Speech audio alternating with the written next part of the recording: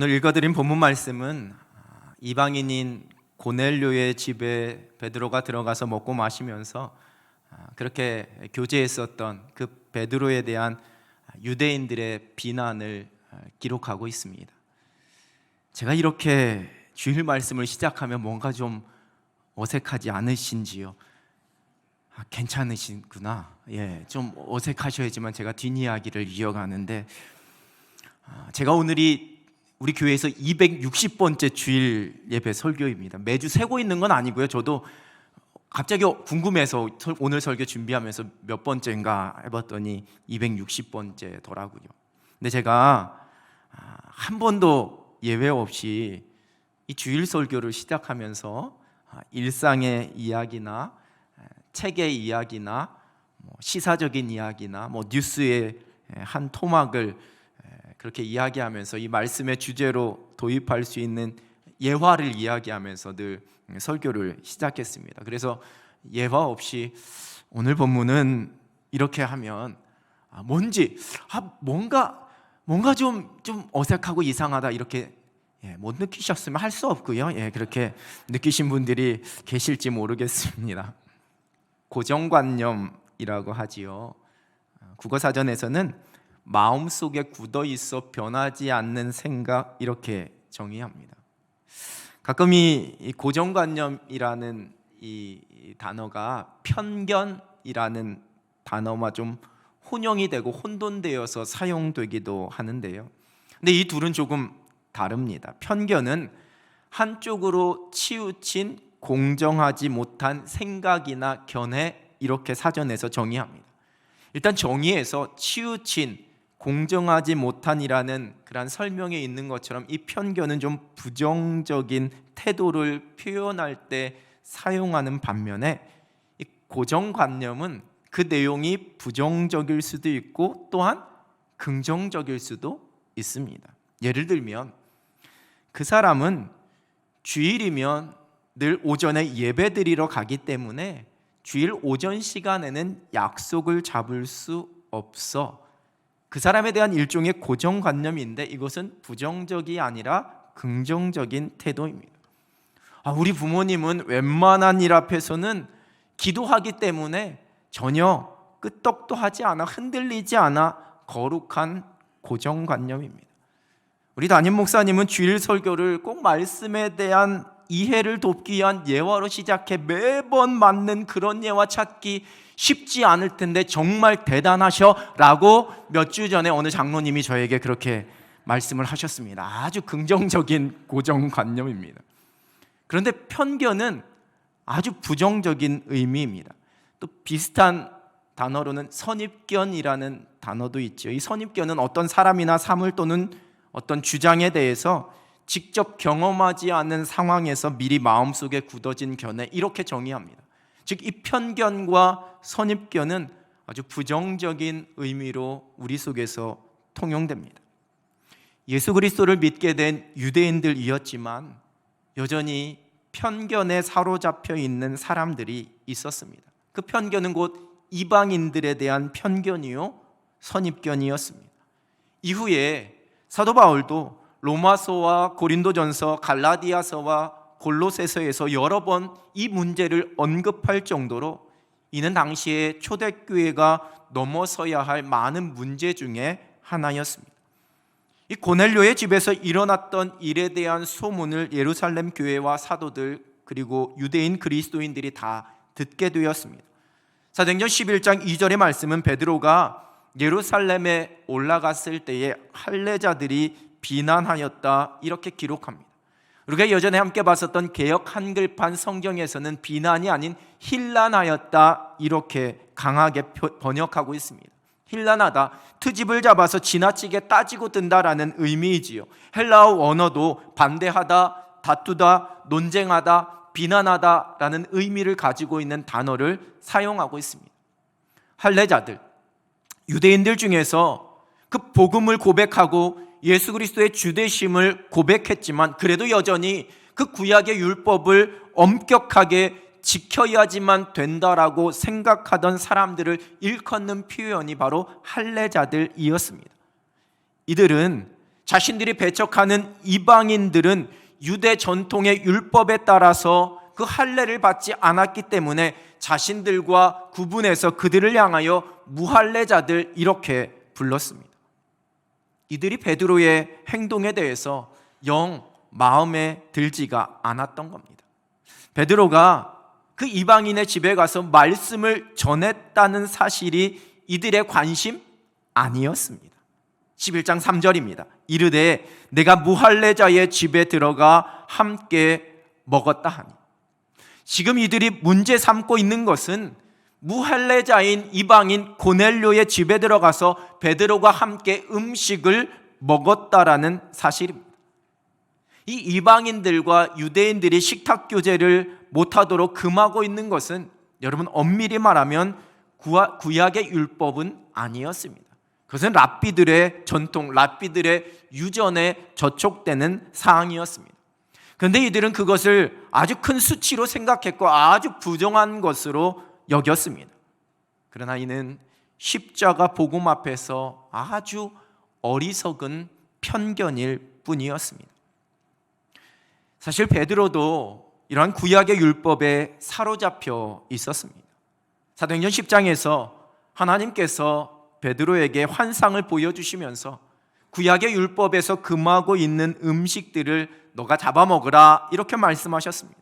베드로는 내가 속되고 깨끗하지 않은 것을 결코 먹지 않겠다 이렇게 대답하지요. 율법에 사로잡혀 있는 편견이었습니다. 그러나 그러한 베드로에게 하나님께서 깨끗하게 하신 것을 네가 속되다 하지 말라 하나님은 말씀하셨습니다. 그 베드로가 가지고 있었던 편견을 깨트리기 위한 하나님의 말씀이었습니다. 이제 사도행전 11장 4절에서 시작해서 베드로는 자신을 비난하고 있었던 그 유대인들에게 일어났었던 일들을 설명하고 있습니다. 그가 기도할 때에 주께서 보여주신 환상과 주님께서 하신 말씀을 들려줍니다. 그리고 성령께서 명령하신 대로 그곳에 가서 말씀을 전할 때에 처음에 자신들에게 성령이 임하셨던 것처럼 그들에게 성령이 임하셨음을 말합니다. 오늘 본문 15절입니다. 내가 말을 시작할 때에 성령이 그들에게 임하시기를 처음 우리에게 하신 것과 같이 하는지라. 그 처음은 오순절 성령 강림 그때를 말합니다. 그 오순절 성령 강림 때와 같이 이방인들에게 그 성령의 기름 부으심의 역사가 펼쳐졌음을 고백합니다. 이 모든 것이 하나님의 주권이요 하나님의 일하심이라는 것을 선포하고 있는 겁니다. 성령께서 고넬료의 집에 모여있는 모든 사람들에게 임하셔서 그들의 마음과 그들의 영혼을 감동시키셨습니다. 그리고 그들에게 방언을 말하게 하셨습니다. 유대인들에게 펼쳐졌었던 일과 아주 동일한 은혜였습니다. 예루살렘에서의 오순절 성령 강림이 유대인들을 위한 것이었다면 이제 가이사랴에서 펼쳐진 성령 강림 사건은 이방인들을 위한 것이었습니다. 차별이 없으신 하나님의 은혜요 하나님의 역사하심이었습니다. 그래서 베드로는 처음 우리에게 하신 것이라고 표현하면서 이 두 가지 사건이 동일하다라는 것을, 그것은 하나님의 은혜요 성령의 역사하심과 기름 부으심이라는 것을 강조하고 있는 겁니다. 하나님은 유대인이나 이방인 모두를 아주 동등하게 여기신다라고 선포하고 있는 겁니다. 그래서 이로 인해 비난하는 것이 아주 잘못된 어리석은 일이라는 것을, 오히려 하나님의 역사와 하나님의 은혜를 제한하는 그러한 연약함이라는 것을 지금 이야기하고 있는 겁니다. 미국의 플러신학교 총장을 역임한 기독교 윤리학자인 리처드 마우가 쓴 무례한 기독교라는 책이 있습니다. 언뜻 번역된 제목 무례한 기독교 이 제목만 보면 교회와 또 그리스도인들을 비판하고 비난하는 그러한 책으로 여겨지기도 하는데요. 그런데 이 책은 기독교 윤리에 대한, 그리스도인들이 이 복음의 원칙 위에서 이 사회 속에서 어떻게 선을 실천해 나갈 그 방법에 대해서 이야기하고 있는 책입니다. 세상의 모든 것이 다 좋다고 그럴 수도 있다고 옳다고 받아들이고 인정하는 무분별한 포용주의도 아니요, 또 그렇다고 해서 반대로 모든 것이 좋지 않고 옳지 않고 세상의 모든 것을 거부하고 부인하는, 우리는 어떠한 세상의 문화나 세상의 제도도 수용할 수 없다고 이야기하는 독선적인 배타주의도 아닌, 이러한 양극단의 잘못이 무엇인지를 지적하고 있습니다. 이 책에 나오는 표현대로 이 기독교적인 시민 교양을 고취하자라는 그러한 취지로 이 책을 쓰고 있습니다. 물론 책의 내용 중에서 우리의 신앙적 또 신학적 관점에 따라 좀 수긍하기는 어렵고 좀 비평이 되는 부분도 없지 않지만, 그래도 이 사회 속에서 그리스도인으로 살아가는 올바른 태도를 제안하고 있는 저자의 이 관점이 많은 생각을 던져주고 있습니다. 이 책의 일부분입니다.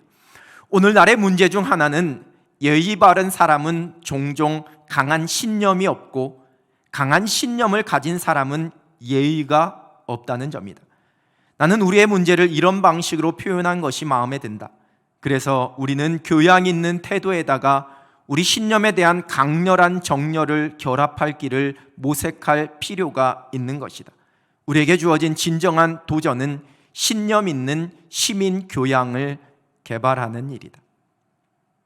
모든 것을 다 인정해주고 다 괜찮다 그러면서 포용해주다 보니까 그 사람은 참 예의는 발라 보이지만 어떠한 뚜렷한 신념이 없는 것처럼 보이고, 또한 자기만의 강한 신념을 가지고 있는 사람은 다른 사람을 인정하지 않고 나와 다른 것을 포용하지 못하니까 예의가 없는 사람이 되기 쉽다라는 이야기입니다. 그래서 교양 있는 태도와 또한 신념에 대한 열정을 결합할 그 길을 우리가 찾아야지만 된다라고 제시하고 있습니다. 자기가 가지고 있는 자기 확신 속에서, 내가 붙잡고 있는 경험과 그 지식 속에서 만들어버린 그 편견으로 우리가 얼마나 많은 사람들을 판단하고 때로는 정죄하고 있는지 한번 우리의 모습을 돌아보게 됩니다. 내가 세운 기준과 내가 가지고 있는 잣대를 가지고 그에 맞지 않는 사람들을 포용하지 못하는 그러한 연약함도 발견하게 됩니다. 본질이 아닌 비본질적인 기준을 가지고 그저 내가 편하고 내게 이익이 되는 그 원칙만을 무조건 주장하고 고집하면서 그것을 가지고 다른 사람을 얽매고 그들을 용납하지 못하고 혹 비난하고 있는 것은 아닌지 한번 우리의 모습을 돌아보게 됩니다. 여러분, 우스갯소리로 목사가 새로운 교회의 담임으로 부임하게 되면 본당에 있는 피아노 위치를 바꾸고 싶어도 함부로 바꾸면 안 된다라는 이야기를 우리 선배 목사님들이 들려주셨습니다. 웬만하면 그냥 놔두고 정 바꾸고 싶으면 1년에 티 안 나게 10도씩만 움직여서 18년이 지나고 나면 180도 바꾸는 그런 지혜를 발휘해야지만 된다, 이렇게 이야기하셨습니다. 불편하다는 거지요. 왜 새로 부임한 담임 목사가 피아노 방향을 바꾸냐는, 이건 우리에게 내려오는 전통이요 관습이요 법칙이라는 겁니다. 물론 저는 부임해서 피아노 1도도 안 건드렸습니다. 우리 교회는 그래도 이렇게 열린 마음을 가지고 계셔서 새로운 변화나 어떤 목회적 시도에 대해서 그냥 함께 해봅시다, 이러한 성숙하고 적극적인 분위기이기 때문에 전혀 이러한 문제가 없습니다. 그런데 많은 교회들이 하나님의 말씀이 아니라 기독교의 근본 교리나 어떤 신앙의 법칙이 아니라 어디부터 시작되었는지도 모르는 전통 아닌 전통에 사로잡혀서 그러한 편견 가운데 다른 것을 배척하고 거부하고 서로에게 무례하게 되는 경우를 종종 보게 됩니다. 오직 말씀만이, 오직 복음만이 절대적인 기준이요 진리인데 그것에 대한 우선순위와 관심이 아니라 엉뚱한 것을 붙잡고 그것을 지키느라고 힘을 쏟고 갈등하는 안타까운 교회들의 모습도 보게 됩니다. 여러분, 주일에 교회 식당에서 꼭 잔치국수를 먹어야지만 된다라는 법은 세상에, 성경에 없습니다. 스파게티를 먹으면 어떻습니까? 주일 점심으로 그 교회에서 스파게티를 줬다고 그 교회가 이단은 아닙니다. 베드로를 비난하고 있는 유대인들은 자신들이 세워놓은 아주 강한 신념에 사로잡혀 있었습니다. 십자가 복음을 받아들였지만 여전히 율법에 대한 자신들의 전통과 유전에 대한 강한 신념으로 고넬료 집에서 펼쳐진 그 일을 비난하고 있습니다. 리처드 마우 교수의 표현으로 말하자면 아주 무례한 사람들이 되는 겁니다. 그러나 베드로는 하나님께서 보여주시는 환상, 그리고 들려주시는 그 말씀과 성령의 인도하심 가운데 순종했습니다. 물론 베드로도 처음에는 자신의 율법에 대한 그 신념대로 부정하다라고 이야기했지만 하나님의 음성 앞에 자신의 편견을 다 내려놓았습니다. 그리고 순종함으로 성령께서 역사하시는 그 일의 도구로 쓰임받았습니다. 그 은혜의 현장을 목도할 수 있었습니다. 말씀에 사로잡힌, 율법보다 더 확실한 신념인 하나님의 말씀에 대한 강한 열정 속에서 하나님께서 사랑하시는 이방인들을 향하여서 아주 예의 있는 모습으로 하나님의 은혜를 경험하게 되었습니다. 그랬던 베드로가 이제 이렇게 고백합니다. 17절 말씀입니다. 그런즉 하나님이 우리가 주 예수 그리스도를 믿을 때에 주신 것과 같은 선물을 그들에게도 주셨으니 내가 누구이기에 하나님을 능히 막겠느냐 하더라. 여러분, 세번역 성경은 이렇게 번역합니다. 그러므로 하나님께서는 우리가 주 예수 그리스도를 믿을 때에 우리에게 주신 것과 같은 선물을 그들에게 주셨는데 내가 누구이기에 감히 하나님을 거역할 수 있겠습니까? 내가 누구이기에 하나님을 능히 막겠느냐 하더라. 내가 누구이기에 감히 하나님을 거역할 수 있겠습니까? 우리의 잘못된 신념으로 인한 편견 가운데 빠지는 것이, 그 편견 속에서 누군가를 비난하고 정죄하고 배척하고 용납하지 못하는 것이 곧 하나님의 일하심을 막아서는 하나님의 뜻을 거역하는 엄청난 죄일 수 있다라는 말씀입니다. 나중에 다시 살펴보겠지만 사도행전 15장에서 예루살렘 교회에 다시 한번 그리스도인 된 이방인들의 할례 문제로 인한 논쟁이 펼쳐지게 됩니다. 그 가운데 야고보 사도가 그 문제를 정리하면서 이렇게 이야기합니다. 사도행전 15장 19절입니다. 그러므로 내 의견에는 이방인 중에서 하나님께로 돌아오는 자들을 괴롭게 하지 말고, 율법으로 전통이라고 부르는 관습으로 말미암은 편견과 잘못된 신념으로 주께로 돌아오는 자들을, 주님을 믿으려는 사람들을 괴롭게 하지 말라는 겁니다.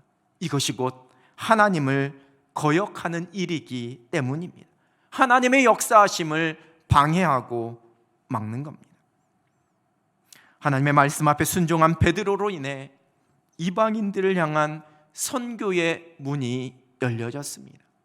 여러분, 만약에 베드로도 율법에 대한 자신의 생각과 그 신념 가운데 사로잡혀서 주께서 보여주시는 환상과 그 주의 음성에 귀를 막아버렸더라면, 물론 이러한 하나님의 역사는 다른 방법을 통해 이루어졌겠지만 베드로는 이 일에 쓰임받는 그 영광을 누릴 수 없었을 것입니다. 오늘 본문 말씀은 베드로의 이러한 주장 앞에 그 예루살렘에 거하던 유대인들의 그 교회의 성숙된 모습을 보여주고 있습니다. 오늘 본문 18절입니다.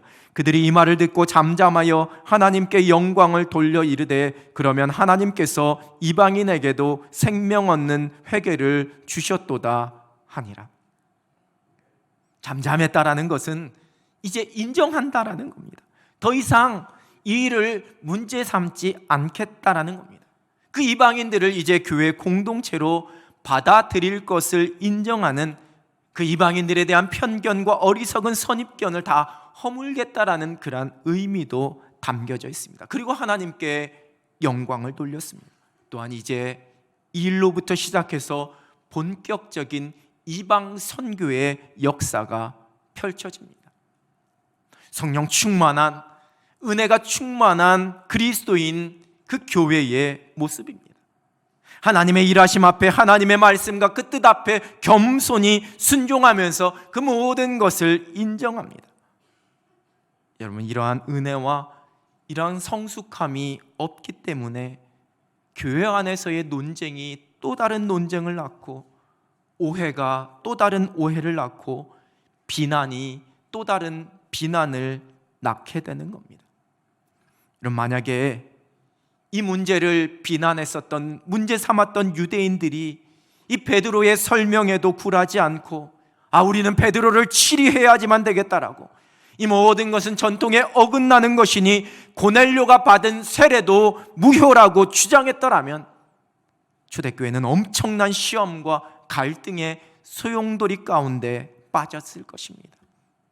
논쟁은 있을 수 있습니다. 의견 충돌은 일어날 수 있습니다. 서로 이해되지 않는 일과 서로의 모습으로 인한 목소리는 얼마든지 나올 수 있습니다. 그러나 그 속에서 우리가 함께 하나님 앞에 기도하면서 하나님의 뜻을 찾고 그 하나님의 말씀 앞에, 하나님의 뜻 앞에 순종하는 것이 중요합니다. 그러면 공동체가, 그 각 사람들이 믿음 안에서 더 성숙해지고, 또한 하나님 나라의 유익이 되고 복음의 확장과 부흥의 출발이 될 수 있습니다. 하지만 그렇지 않으면 혼란과 분열 속에 공동체가 어려움을 겪게 되는 겁니다. 요즘 사람들이 하는 말 중에 중요한 것은 꺾이지 않는 마음이라는 말이 유행입니다. 중요한 것은 꺾이지 않는 마음. 이 말이 어디에서 처음 나왔느냐면, 어느 기자가 한 프로게임 선수와의 인터뷰를 정리하면서 간접적으로 표현한 것을 많은 사람들이 보고, 그 말이 던져주는 의미에 막 공감하면서 이제 막 유행하게 되었습니다. 원래 그 선수가 인터뷰 중에 지긴 했지만 안 무너지면 충분히 이길 수 있다라고 그렇게 이야기를 했는데, 이 기자가 이 기사를 정리하면서 제목에다가 중요한 것은 꺾이지 않는 마음, 이렇게 썼습니다. 무슨 의미인지 들으니 느낌이 오시지요. 그런데 하나님의 말씀 앞에서는, 복음 앞에서는 우리의 마음이 꺾여져야 합니다. 우리의 생각이, 우리의 이성과 우리의 지성과 우리의 마음이 복음 앞에, 하나님의 말씀 앞에 꺾이지 않으면 어리석은 편견이요, 헛된 자기신념이요, 어리석은 고집이 될 수 있습니다. 십자가 앞에 우리를 내려놓을 때에 비로소 예수 그리스도를 구주라고 영접하는 그리스도인이 될 수 있습니다. 여러분, 얼마나 많은 사람들이 이성과 지혜만으로 십자가를 바라보면서 그 십자가가 미련한 것이라고 이야기하고 있습니까?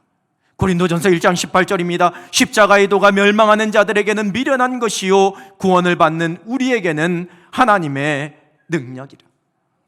우리를 온전히 십자가에 못 박을 때에 우리는 이 놀라운 은혜와 깊은 진리를 깨닫게 됩니다. 구원의 감격과 은혜를 누리게 됩니다.